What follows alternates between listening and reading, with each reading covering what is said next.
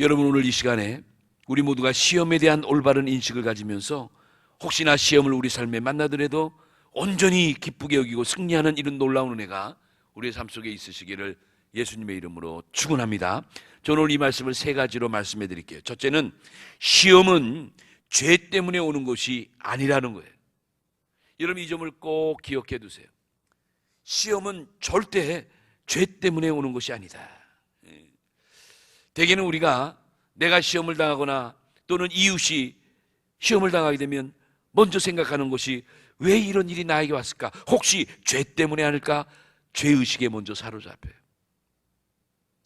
우리의 옆 사람이 여러 가지 많은 시험을 당하면 저 사람이 무슨 죄를 져서 저런 어려움을 당할까? 저 가정이 무슨 죄를 져서 저런 고통이 올까? 이 죄를 자꾸 생각하게 돼요. 그래서 우리는 그저 너무 쉽게 정죄해버리고 너무 쉽게 판단해버리고 너무 쉽게 그렇게 여겨버려요. 여러분, 우리의 모든 시험이 죄 때문에 오는 겁니까? 우리의 몸에 질병이 트고 갑자기 가정에 어려움이 오고 또 알지 못하는 예상치 못한 여러 가지 많은 환난이 닥칠 때 이게 모두가 죄 때문인가요? 여러분, 그런 오해를 하면 안 돼요. 시험은 죄 때문에 오는 게 절대 아니에요. 왜 그러냐면 히브리 4장 15절 말씀 보니까 이런 말씀이 있어요. 히브리 4장 15절에 제가 있습니다. 우리에게 있는 대제사장은 우리 연약함을 동정하지 아니하실 리가 아니요 모든 일에 우리와 똑같이 시험을 받은 자로되 죄는 없으시니라. 여러분, 예수님에 관한 말씀이죠. 여러분, 예수님 무슨 죄가 있어요? 예수님은 아무 죄가 없는 분이에요. 그런데 예수님 뭔 죄가 많아서 그렇게 많은 시험을 당하십니까? 예수님은 평생을 시험 당하셨어요. 죄 때문입니까? 아니에요. 오히려 예수님은 우리 죄를 사해 주시기 위해서 스스로 자발적으로 자원하며 하는 마음을 가지고 아버지의 뜻을 받들어 우리를 대신해서 죄를 걸머지시고 그리고 우리 죄를 사해 주시기 위해서 십자가에 고통스럽게 피 흘려 돌아가신 분이 바로 예수님이에요. 그 고통 때문에 우리는 우리의 모든 죄에서 사함을 받게 된 줄로 믿습니다. 그러므로 여러분, 예수님을 믿는 여러분과 저는 죄 때문에 시험당하는 일은 없는 거예요. 여러분, 이것을 꼭 기억하시기 바라요. 바로 이것이 어떻게 보면 하나님 안에서 가지고 있는 영적인 비밀이기도 해요. 이미 우리는 십자가의 은혜와 은총 속에서 모든 죄가 사함받기 때문에 죄 때문에 시험이 온다는 것은 논리에 맞질 않아요. 성경의 논리에 맞질 않는 거예요. 여러분, 하나님이 우리 인간을 보실 때 두 가지를 보십니다. 바로 살아있는 자냐 혹은 죽은 자냐, 바로 이 점이에요. 과연 이 사람이 산 자냐 혹은 죽은 자냐, 이걸 보시는 거예요. 여러분, 계시록 3장 1절에 소아시아 7교회 가운데 4대 교회라는 교회가 있었잖아요. 주님이 보실 때 이 4대 교회는 살았다는 이름은 있으나 실상은 죽은 자라는 거예요. 여러분, 하나님이 우리 인간을 보실 때 바로 이 두 가지를 보신다는 거예요. 여러분, 꼭 기억하세요. 그런데 시험은 죽은 자에게는 오지 않습니다. 엄밀히 말하면 시험은 산 자에게 오는 거예요. 여러분, 이 말씀을 이 아침에 꼭 한번 마음에 담아두시기를 바랍니다. 그래서 성경은 이 산 자, 살아있는 자는 누굴 말하는가? 성경에서의 살아있는 자는 우리의 구세주로 오신 예수님을 영접한 사람, 그렇죠. 주님의 복음을 온전히 영접한 사람을 가리켜서 성경은 산 자, 살아있는 자라 이렇게 말씀해요. 그러니까 살아있는 자는 그리스도의 영이 있는 자예요. 로마서 8장 9절에 보니까 만일 너희 속에 하나님의 영이 거하시면 너희가 육신에 있지 아니하고 영에 있나니 누구든지 그리스도의 영이 없으면 그리스도의 사람이 아니라 그랬어요. 여기 그리스도의 영, 하나님의 영, 성령을 말하는 거예요. 여러분, 죽은 자들은 예수님을 믿지 않는 자예요. 이 말은 어떻게 말하면 죽은 자들에게는 그리스도의 영이 존재하지 않는 거예요. 그래서 성경은 바로 하나님의 영, 그리스도의 영, 성령을 기준 삼아 산 자다, 죽은 자라 나누는 거예요. 그러니까 예수님의 영이 없으면 죽은 자로 보는 것이 성경의 안목인 거예요. 여러분, 꼭 기억하세요. 죽은 자들이 받는 것이 세상의 시험이요, 이 세상의 시험은 바로 믿는 자에게는 오히려 축복을 주시기 위한 것이 아니라는 거예요. 로마서 6장 11절에 보면요, 바울이 이런 말씀했어요. 우리는 그리스도 예수 안에서 하나님에 대하여는 살아있는 자라. 여러분과 제가 하나님 안에서, 은혜 안에선 살아있는 자라는 거예요. 여러분 믿습니까? 고린도후서 4장 11절에 보니까 우리 살아있는 자는, 바울은 그리스도 안에 있는 우리 믿음의 성도들을 가리켜서 살아있는 자라 이렇게 말씀해요. 그런 거로 여러분과 저는 믿음 안에 살아있는 자이기 때문에 우리가 살아있기 때문에 시험을 당하는 거지 죄 때문에 시험을 당하는 것은 아니라는 거예요. 이 점을 우리가 꼭 기억해야 된다. 자, 두 번째로 순종하지 아니하면 오히려 시험이 없다는 점이에요. 순종하지 아니하면 오히려 시험이 없어요. 좀 역설적인 표현 같지만 잘 음미해 보세요. 순종하지 않으면 오히려 시험이 없다? 대개 우리가 생각할 때 우리가 잘 순종하면 우리에게 시험이 물러가는 걸로 생각하는데 그게 아니라 오히려 그게 잘못된 인식이에요. 여러분, 오히려 순종하니까 시험이 온다는 것을 꼭 기억하시기 바라요. 그러나 우리가 하나님의 말씀에 순종하지 아니하고 쉽게 생각하면 오히려 아무런 풍파도 아무런 시험도 오지 않아요. 여기서 여러분 잘 판단해야 돼요. 여기에 우리가 영적인 지혜가 필요한 거예요. 여러분, 만약에 저 구약시대 이스라엘 백성이 불순종하고 애굽을 나오지 않았더라면, 모세를 따라 애굽을 나오지 않고 여기가 젖사오니하고 그냥 430년 동안 있었던 애굽에 안주하고 있었다면 어떻게 됐을까? 아마 그들 백성들에게는 그런 뭐 큰 재앙이, 시험이라고 할 수 있는 큰 어려움이 역사할 필요가 없어요.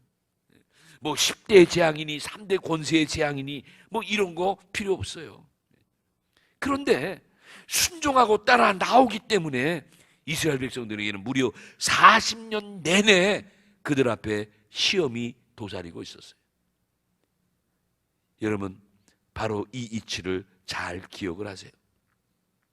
다시 말하면 하나님은 순종하는 자에게 오히려 시험을 주셔서, 그리고 비로소 하나님의 백성들이 그 시험을 통하여 천국의 백성의 자격자로 온전히 설 수 있도록 하나님이 만들어 가신다는 점이에요.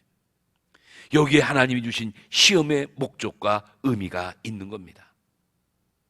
여러분, 이래서 이스라엘 백성은 40년 동안 가는 곳마다 시험을 만나잖아요.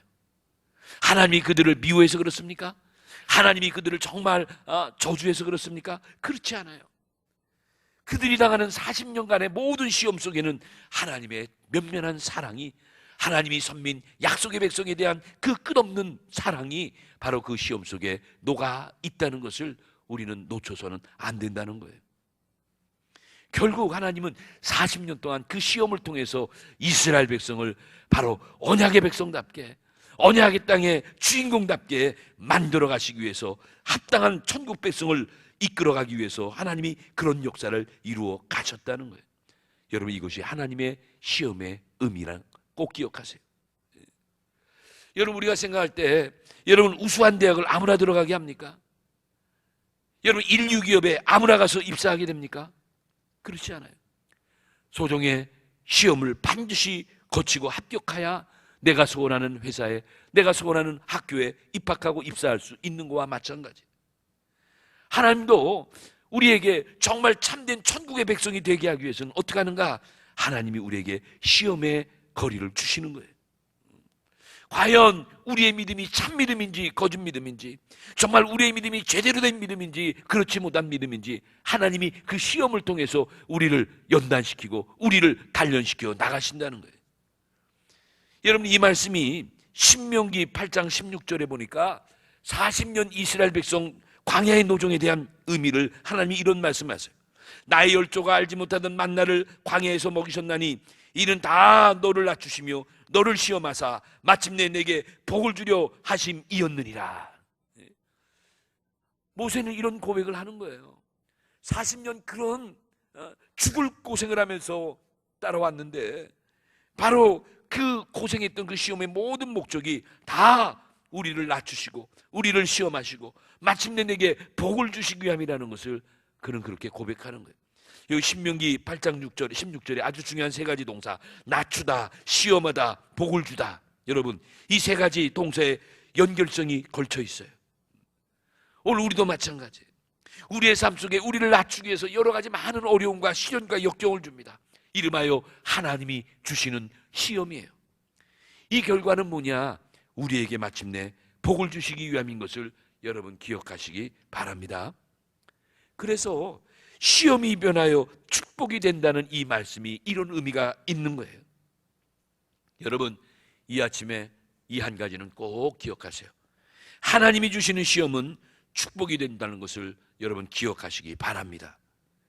그래서 이 시험이 축복이 되기까지 우리는 끝까지 참고 끝까지 인내해서 마침내 이 축복을 받아서 참으로 참된 평안을 누리는 하나님의 참된 백성들이 되어야 될 줄로 믿습니다. 세 번째, 감당할 수 있는 시험만 주신다는 거예요. 하나님은 우리에게 감당할 수 있는 시험만 주시는 하나님이에요. 할렐루야.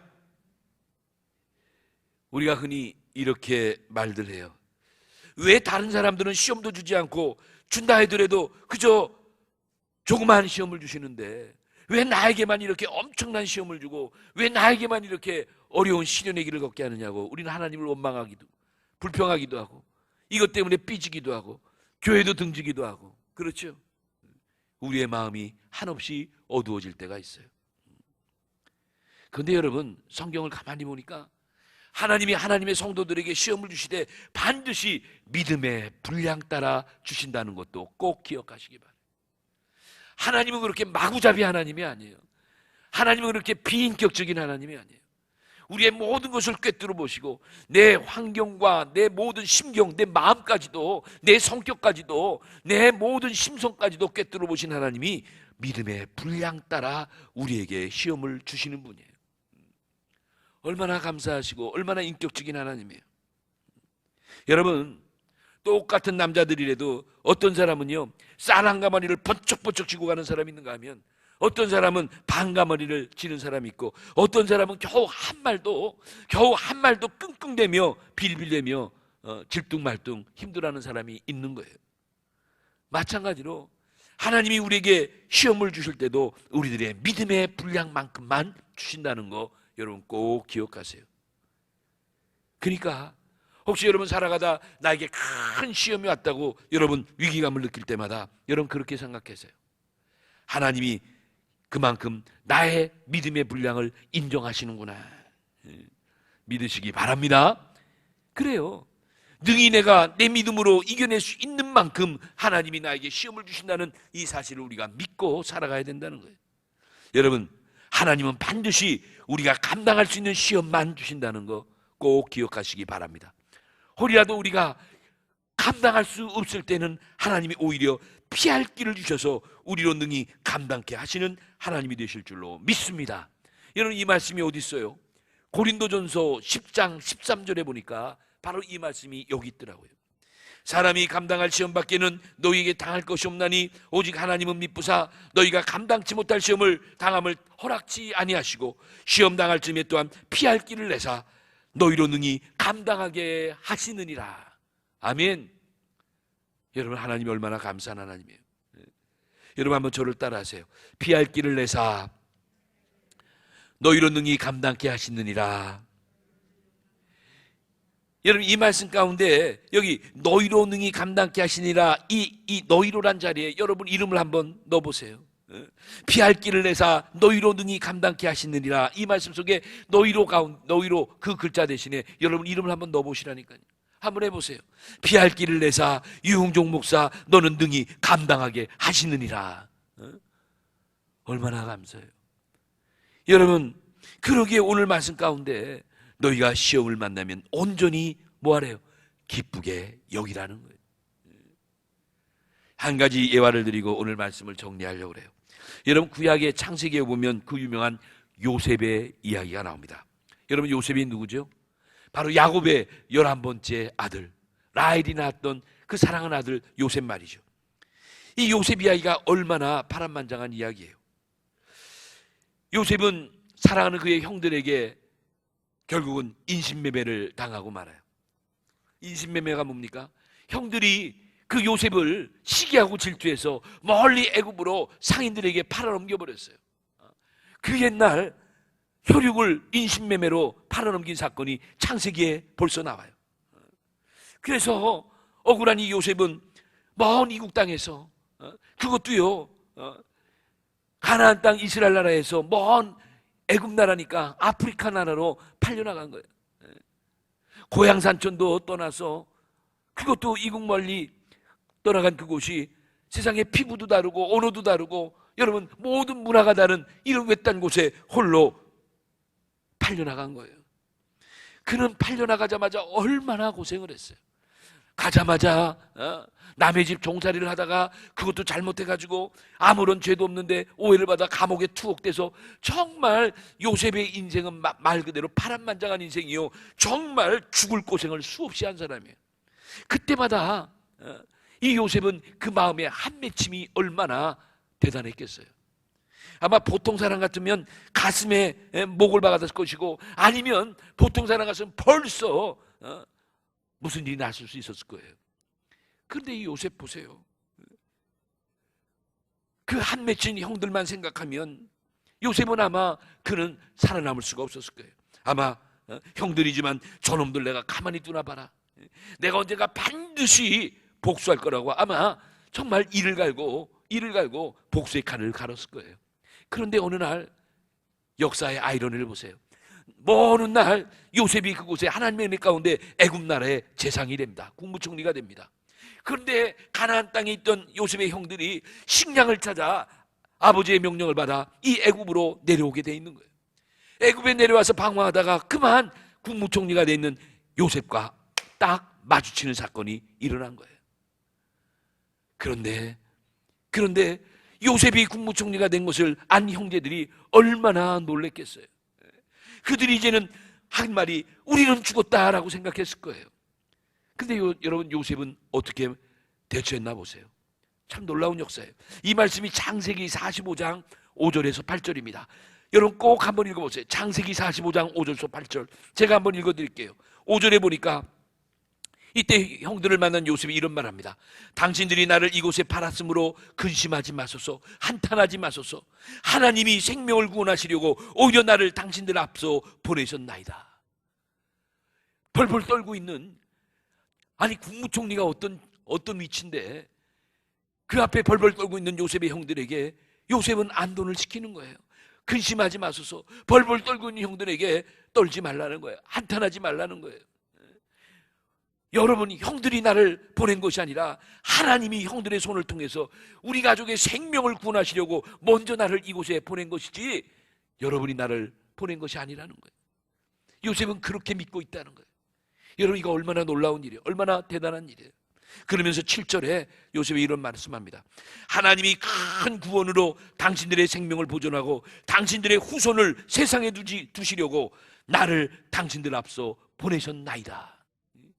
하나님이 우리 가족들을 위해서 이러한 날이 있을 줄 알고 나를 먼저 이곳에 보내서 우리들을 준비하려고 앞서 보내셨다는 거예요. 사랑하는 성도 여러분, 만약에 요셉이 그 형들에 대한 복수의 칼을 갈면서 내가 반드시 복수해버리겠다, 내가 만나는 반드시 쳐버리겠다라고 여러분 그렇게 했다면 하나님이 요셉과 함께 하셨겠어요? 여러분, 요셉이 복받은 이유가 뭐예요? 요셉이 이렇게 성공한 이유가 어디예요? 요셉은 정말 요셉다운 통 큰 믿음을 가진 이러한 믿음의 사람이었기 때문에 이렇게 큰 축복을 받을 수가 있었다는 거예요. 여러분, 아마 요셉이 이런 마음을 갖지 않고 복수의 친구심으로 살아갔더라면 은혜도 받지 못하고 하나님과 함께하지도 않았고 그가 아마 국무총리의 자리에 오르지도 못했을 거예요. 그런데 요셉은 이런 엄청난 인생의 시련과 시험을 원망하지 않았다는 거예요. 불평하지 않았다는 거예요. 이러한 시험을 남의 탓으로 돌리지도 않았다는 거예요. 저는 이러한 요셉의 신앙을 늘 이렇게 말합니다. 요셉은 자기의 인생의 여정을 뭐로요? 하나님의 안목으로 볼 수 있는 이 믿음을 가졌다는 거예요. 자기의 인생의 모든 일을 하나님의 시각으로 볼 수 있는 이런 믿음을 갖고 살아갔다는 거예요. 여러분, 이것이 너무너무 중요한 거예요. 여러분, 오늘 믿음의 삶을 살아가는 우리의 믿음이 과연 뭡니까? 우리가 이 시대를 살아가면서 그래도 예수 믿고 믿음 속에서 날마다 시간마다 교회 생활하며 살아가는 우리의 삶의 의미가 뭐예요? 우리도 요셉처럼 우리의 모든 인생에 일어나는 일들을 인간의 안목이 아닌 하나님의 안목으로 보며 살아가기 위해서 우리가 이 길로 온 거 아닙니까? 그래서 힘들어도 어려워도 고통스러워도 남이 알지 못하는 엄청난 시련이 있다 할지라도 하나님이 이 시련과 고난을 통해 나에게 주신 엄청난 축복이 있다는 걸 믿으니까 우리가 버티는 거 아니에요? 그리고 그 버팀 속에 그 믿음대로 하나님의 축복이 우리에게 역사하는 거 아닙니까? 이거 증거하기 위해서, 이거 맛보려고 우리가 이 믿음의 삶을 살아가는데, 여러분 창세기 50장 18절로 21절 말씀과 시편 105편 16절로 19절 말씀을 꼭 읽어보시기 바라요. 요셉이 얼마나 놀라운 축복을 받습니까? 여러분과 저도 우리 요셉처럼 어떠한 큰 시험이 나에게 임한다 할지라도 그것을 축복으로 기쁘게 여기는 이러한 거룩한 안목을 가지고 살아가는 성숙한 우리의 믿음이 되어야 될 줄로 믿습니다. 이제 결론 내릴게요. 여러분, 시험은 이런 의미에서 우리에게 큰 축복이라는 거 꼭 기억하시기 바라요. 혹시 이 시대에 여러 가지 어려움을 통해서 낙심하고 있는 성도, 절망하고 있는 성도, 점점 어깨가 처져가고 있는 성도, 여러분 오늘 이 말씀 꼭 기억하세요. 하나님이 주신 시련에는 분명한 뜻이 있습니다. 그 뜻은 바로 우리에게 유익을 주기 위함이라고 성경은 가르치고 있는 거예요. 오늘 본문이었던 야고보서 1장 3절로 4절, 너의 믿음의 시련이 인내를 만들어내는 줄을 알미라. 인내를 온전히 이루라. 이는 너희로 온전하고 구비하여 조금도 부족함이 없게 하려 함이라. 여러분, 하나님이 주신 시험의 목적이 오늘 본문 가운데 서려 있는 거예요. 여러분, 오늘의 삶이 너무 힘듭니까? 고통스럽습니까?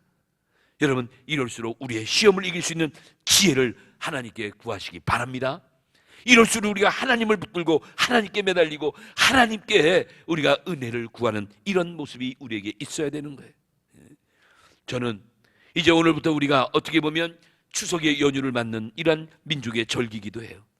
대명절에 또 이 긴 연휴 기간에 먹고 마시고 즐기는 것도 좋지만은 혹시 여러분 시간이 된다면 오히려 이런 시간에 조용히 오늘까지 내가 살아온 길도 곰곰이 한번 뒤돌아보는 것도 참 의미 있는 연휴라고 생각이 돼요. 하나님이 반드시 우리에게 임한 시험을 이길 능력과 지혜를 준비하고 있다는 거 기억하시기 바랍니다. 오늘 야고보 1장 5절에 이렇게 말씀해, 너희 중에 누구든지 지혜가 부족하거든 모든 사람에게 꾸짖지 아니하든 하나님께 구하라. 그리하면 주시리라. 하나님이 여러분에게 모든 시련과 시험을 이길 수 있는 능력과 지혜를 준비하셔서 구할 때마다 허락해 주실 줄로 믿습니다. 이 믿음 가지고 여러분 우리의 삶을 이겨나가세요. 오늘 귀한 이 말씀 꼭 가지고 우리도 오늘의 우리의 시험이 축복으로 바뀔 때까지 끝까지 참고 기도하고 말씀 붙들고 하나님의 은혜 가운데 마침내 요셉과 아브라함처럼 큰 축복, incredible blessing, 정말 상상할 수도 없는 놀라운 복이 우리의 삶 속에 받아 누리는 우리 모두의 삶이 되시기를 예수님의 이름으로 축원합니다.